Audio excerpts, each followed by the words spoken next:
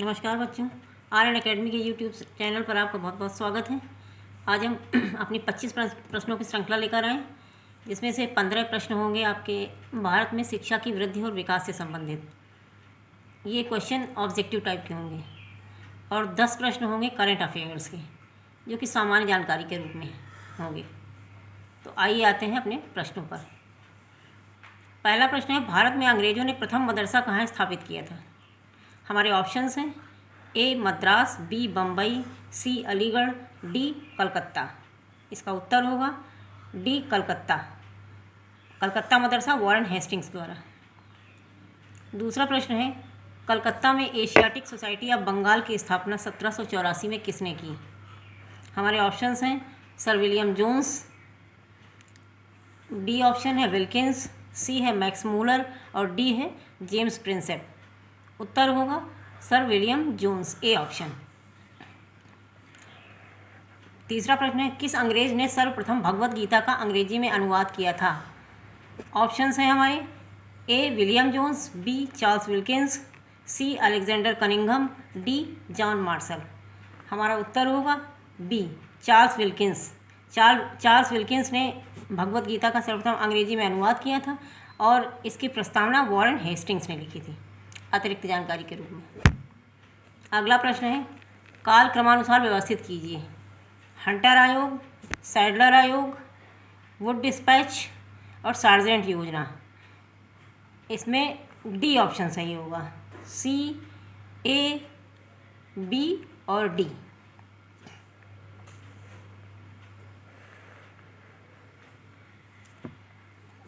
पांचवा प्रश्न है, किसने कालिदास की रचना शकुंतला अर्थात अभिज्ञान शाकुंतलम का पहली बार अंग्रेजी में अनुवाद किया?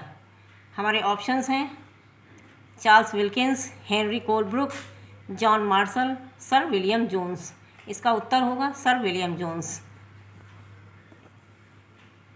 अगला प्रश्न है, स्वतंत्रता पूर्व अवधि में ब्रिटिश सरकार द्वारा भारत में आधुनिक शिक्षा के प्रसार का मुख्य उद्देश्य था?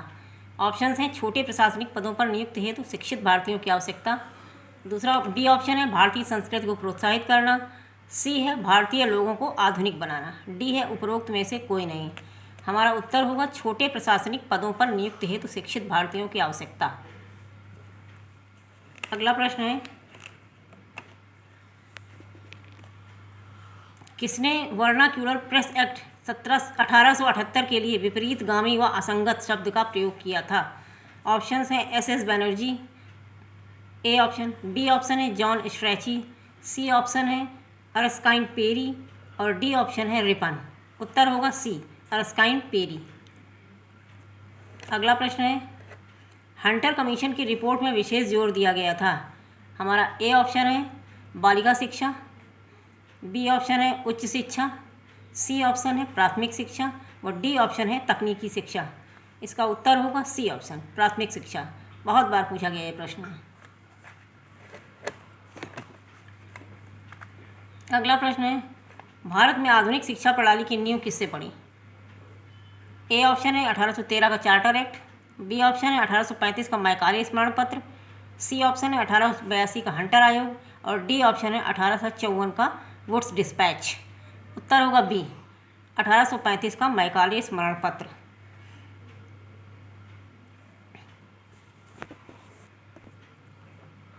अगला प्रश्न है, किसके शासनकाल में भारत में अंग्रेजी शिक्षा आरंभ की गई?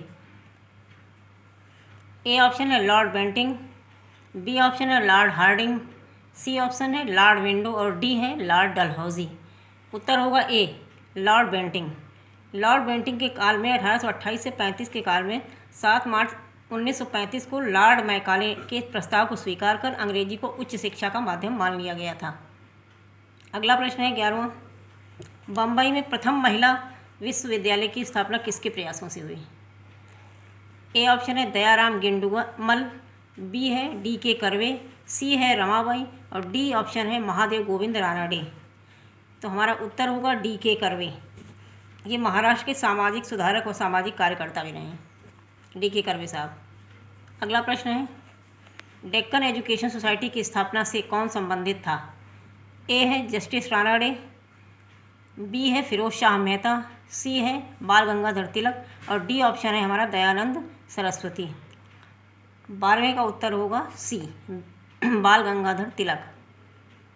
इसमें 3 लोग थे इसी गठन में, बाल तिलक, BK चिपलंकर और MB Namjoshi. Justice Rana day इसके संरक्षक रहे हैं, संस्थापक नहीं। इसमें कन्फ्यूजन हो जाता है कभी कभी इस प्रश्न में। किसने भारतीय विश्वविद्यालय में धार्मिक शिक्षा के लिए प्रबल रूप से वकालत की? ए ऑप्शन है बाल गंगाधर तिलक, बी है स्वामी विवेकानंद, सी है महात्मा गांधी, डी है मदन मोहन मालवीय। हमारा उत्तर है डी मदन मोहन मालवीय।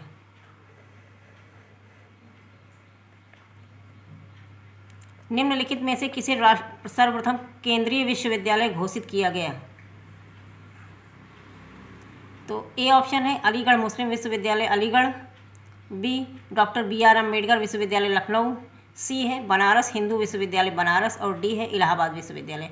हमारा उत्तर है सी बनारस हिंदू विश्वविद्यालय बनारस, अर्थात BHU। 15वां प्रश्न है काशी विद्यापीठ के संस्थापक थे? ए है Pandit Madan Mohan Malaviya option, B option है आचार्य नरेंद्र देव, सी ऑप्शन है बाबू शिव प्रसाद गुप्त जी, डी है महात्मा गांधी। हमारा उत्तर है सी बाबू शिव प्रसाद गुप्त। अब आते हैं सामान्य अध्ययन के प्रश्नों पर। प्रश्न 16वां, विश्व व्यापार संगठन ने 7 अक्टूबर को विश्व कपास दिवस इसी वर्ष घोषित किया है। WTA ने 7 अक्टूबर विश्व कपास दिवस के रूप में मनाया जाएगा। अगला है 17वां, राजस्थान की राजधानी जयपुर को यूनेस्को ने हेरिटेज सिटी घोषित करते हुए इसे अपने विश्व विरासत सूची में शामिल किया। इसको राजस्थान की राजधानी जयपुर को हेरिटेज सिटी घोषित किया गया। अगला है प्रश्न 18वां, सामान्य श्रेणी के पिछड़े लोगों यानी आर्थिक दृष्टि पिछड़े हुए इनके लिए 10% आरक्षण हेतु 103वां संविधान संशोधन अधिनियम लागू कर दिया गया। 19वां प्रश्न है भारत का 50वां अंतर्राष्ट्रीय फिल्म महोत्सव 20 से 28 नवंबर 2019 को गोवा में संपन्न हुआ। औद्योगिक दृष्टि से विकसित देशों के समूह G7 का 45वां शिखर सम्मेलन फ्रांस के बियारिज़ शहर में संपन्न हुआ 24 से 26 अगस्त 2019 में। एक और महत्वपूर्ण सूचना है कि विश्व पृथ्वी दिवस 22 अप्रैल 2020 को विश्व भर में डिजिटल साधनों के माध्यम से कोविड-19 महामारी के बीच मनाया जा रहा है। यह इसकी 50वीं वर्षगांठ है। पहली बार 1970 में विश्व पृथ्वी दिवस मनाया गया। पूछा जा सकता है। 21वां प्रश्न, विश्व के अरबपतियों की फोर्ब्स की 2019 की सूची में अमेजॉन के जेफ बेजोस प्रथम स्थान पर व भारतीयों में मुकेश अंबानी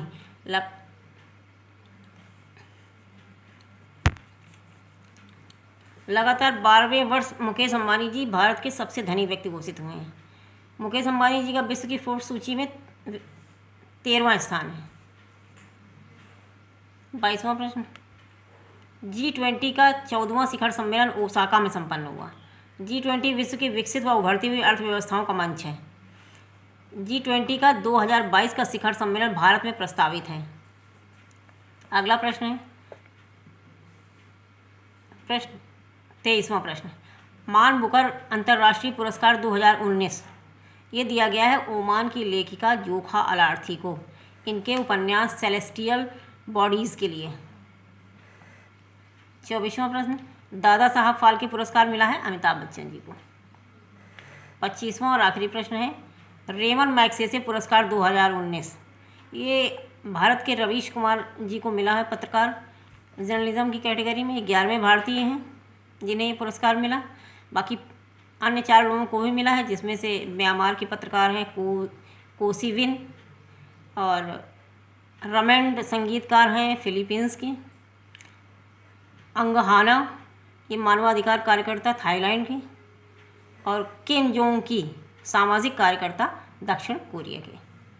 तो ये रेमन मैग्सेसे पुरस्कार पूछा जा सकता है। ये सारे क्वेश्चंस जो हैं 10 ये बेहद महत्वपूर्ण प्रश्न है आने वाली परीक्षाओं में इनकी पूछे जाने की संभावना है। धन्यवाद। आपको वीडियो कैसा लगा अवश्य बताइएगा। हमारा चैनल ज़रूर सब्सक्राइब करें नए यूज़र्स, और जिन्हें पसंद आया हो वो लाइक और शेयर करें। धन्यवाद।